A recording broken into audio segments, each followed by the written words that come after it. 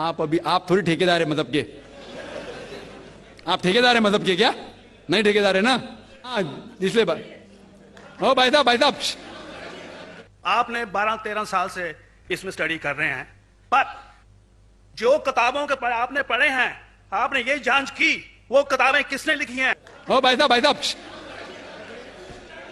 ना, बिल्कुल सही भाई साहब अपने को इंसानियत मानता हूं, इंसान मानता हूं।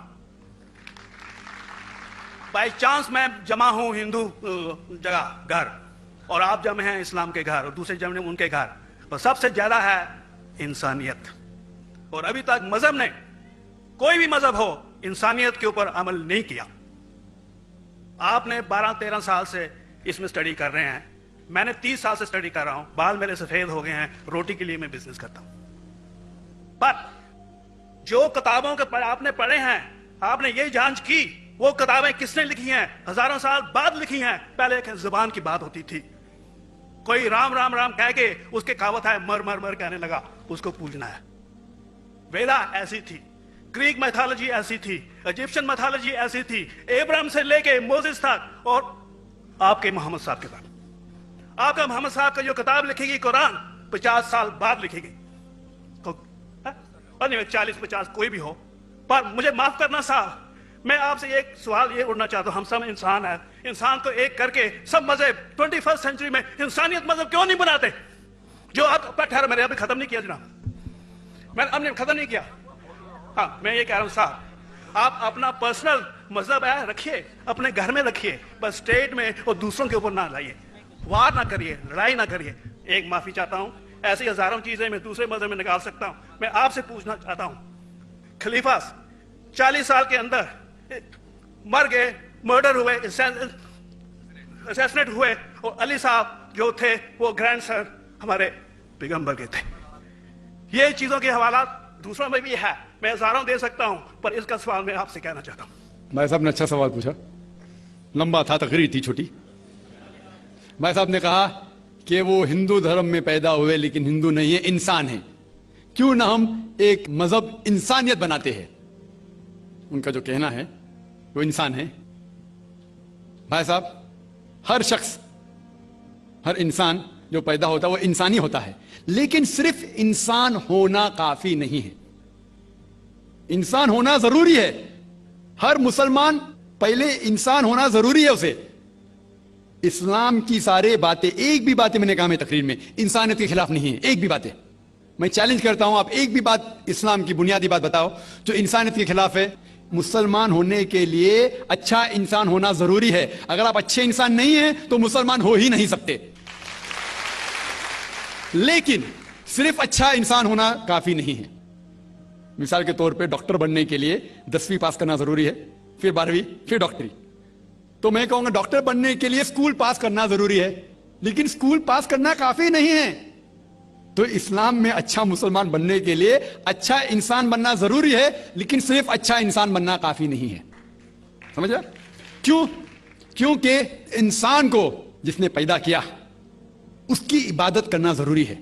जिसने आपको पैदा किया, जिसने आपको पैदा किया, उसकी अगर आप इबादत नहीं करेंगे तो इंसानियत के नाम पे कलंक है। आप कहते हैं कि मजहब, जितने मजहब है सब भेदभाव पैदा करता है, नफरत पैदा करता है। आपने कहा, शंकराचार्य ने बिल्कुल सही कहा। शंकराचार्य ने कहा कि कोई भी मजहब नहीं सिखाता कि आपस में भेदभाव करना। उनकी भी स्टडी है, मेरी भी स्टडी, आपकी भी स्टडी है। आपने कहा कि मैंने 10-12 साल के, आपने 30 साल के। अगर आप 30 साल किए उसका मतलब नहीं कि आप मुझसे अच्छे हैं, जरूरी नहीं। मैंने नहीं कहा कि आपने कहा, मैंने ये भी नहीं कहा कि आपने कहा। मैंने कब कहा कि आपने कहा? मैं कह रहा हूं। मैंने कब कहा कि आपने कहा? मैं कह रहा हूं, क्योंकि आपने कहा कि अब 30 साल की स्टडी की। मैं हिंदू मजहब पे भी चंद साल के, अल्हम्दुलिल्लाह सुम्मा अल्हम्दुलिल्लाह, कई शंकराचार्य से बात की, कई स्वामी जी से बात की, कई प्रीस्ट और फादर से अमेरिका में की।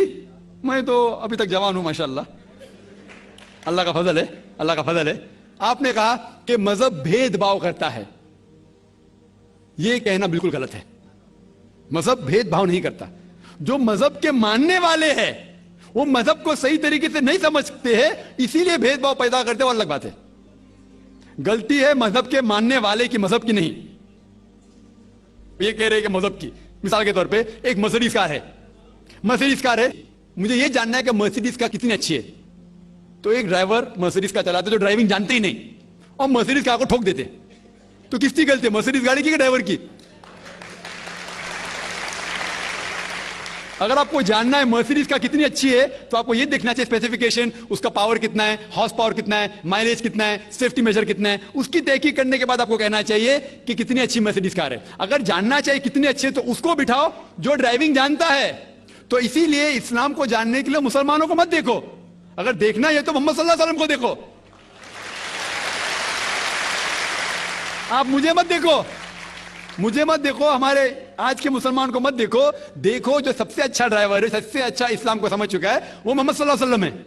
उनको देख के इस्लाम की तहकीक करो, और तहकीक करने के लिए आपको इस्लाम की किताब पे जाना पड़ेगा। और आपने जो कहा आखिर के अंदर कि सारी मजहब किताब बाद में लिखी गई, पहला कहना था, आप काफी हद तक के सही है, आप काफी हद तक के सही है कि आप बिल्कुल सही फरमाते, लेकिन यह कहना कि सारी मजहब की किताब उसमें गलती है। अक्सर मजहब कितने किताब है, वेद हो, उपनिषद हो, बाइबल हो, ओल्ड टेस्टामेंट हो, न्यू टेस्टामेंट हो, आपने कहा मूसा अलैहिस्सलाम से लेके वहां से था, लेकिन आखिर में जो आपने गलती की मोहम्मद सल्लल्लाहु अलैहि वसल्लम, वहां गलती की।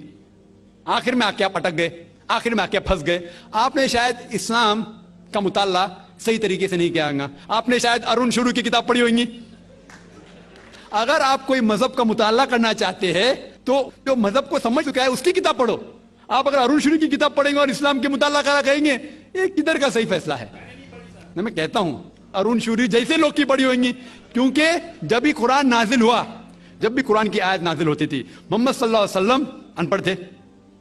जब भी कोई आयत नाजिल होती थी वो उसे याद करते थे और अपने साथियों सहाबा से उसकी तिलावत करते थे, और सहाबा फौरन उसे लिख लेते थे। तो मोहम्मद सल्लल्लाहु अलैहि वसल्लम की मौजूदगी में हर आयत लिखी जाती थी और वो उसे चेक कर, मिसाल के तौर पे इक़रा बिस्मि रब्बिकल लज़ी खलक़ आयत नाज़िल हुई, उन्होंने याद किया, सहाबा से कहा, सहाबा ने लिखा इक़रा बिस्मि रब्बिकल लज़ी खलक़, पढ़ के सुनाओ, पढ़ा, हाँ सही। अगर गलती होती तुम्हारी टोक देते थे। तो मोहम्मद सल्लल्लाहु अलैहि वसल्लम की मौजूदगी में जब भी अल्लाह सुब्हानहू व तआला आयत नाजिल करते थे वो याद करते थे और लिखवाते थे और चेक भी करते थे। सारा कुरान मजीद मोहम्मद सल्लल्लाहु अलैहि वसल्लम की मौजूदगी में लिखा गया। आप जो कह रहे हो हजरत उस्मान का जिक्र कर रहे, वही तो अफसोस की बात है, आपने सही मुताला किया ही नहीं। हजरत उस्मान ने कई साल बाद, 40-50 साल बाद, जो आप कह रहे हैं 40-50 यहां से आपको आया, उनने क्या कहा कि इस कुरान मजीद का जो नुस्खा है उसको और नुस्खे बनाए जाए और बाकी लोग में फैला दिया जाए, क्योंकि लोग को इख्तिलाफ था रवानगी के अंदर। तो उसको दूर करने के लिए हजरत उस्मान रज़ियल्लाहु अन्हु उनने कहा कि जो नुस्खा मोहम्मद सल्लल्लाहु अलैहि वसल्लम की मौजूदगी में था, उनने अपनी बीवी को दिया हजरत हफ्सा को, और जो हजरत उमर की बेटी थी उनके पास महफूज था, उनने लिया, और सहाबा 5-6 सहाबा जो ज़ैद बिन थाबित रज़ियल्लाहु अन्हु उनकी सदारत में उसकी नकल की, और ये नकल हुए नुस्खे को दुनिया के अलग अलग जगह पे फैलाइए। और एक नुस्खा अब भी मौजूद है कोप्टा की म्यूजियम में, कोप्टा की म्यूजियम इस्तांबुल में। तो आप जो जिक्र कर रहे हैं वो उतारे हुए कुरान शरीफ का जिक्र कर रहे, जो हकीकत में कुरान शरीफ है वो मोहम्मद सल्लल्लाहु अलैहि वसल्लम की मौजूदगी में लिखा गया था। उनने खुद उसको चेक की क्या सही था, और जब भी आयत नाजिल होती थी अपनी सही जगह पे उसे लिखवा लेते थे मोहम्मद सल्लल्लाहु अलैहि वसल्लम। तो ये कहना बाकी मजहब की किताब में अक्सर आप सही है, मिसाल के तौर के ऊपर बाइबल 70 ईयर्स बाद लिखा गया है, वेद वो सैकड़ों साल बाद लिखा गया है। कितनी पुरानी वेद है, कभी वेद आया दुनिया में ये किसी को पता ही नहीं। वो आपके हिसाब से, स्वामी दयानंद सरस्वती के हिसाब से 1310 मिलियन ईयर्स ओल्ड, 1310। आप थोड़ी ठेकेदार है मजहब के, आप ठेकेदार है मजहब के क्या? नहीं ठेकेदार है ना? ना बिल्कुल सही भाई साहब, भाई साहब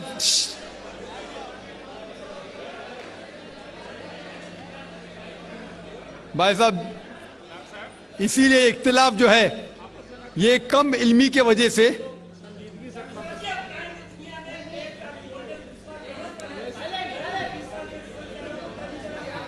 वेद का वेद का क्या नहीं, सब लोग चुप हो जाए। भाई साहब ने कहा कि दुनिया का सबसे ओल्डेस्ट स्क्रिप्ट वेद है, वो कुछ हिस्टोरियंस कहते हैं, बट ओल्ड होना मतलब नहीं कि सही। जो कुछ ओल्ड है वो सबसे बेहतर होना जरूरी नहीं।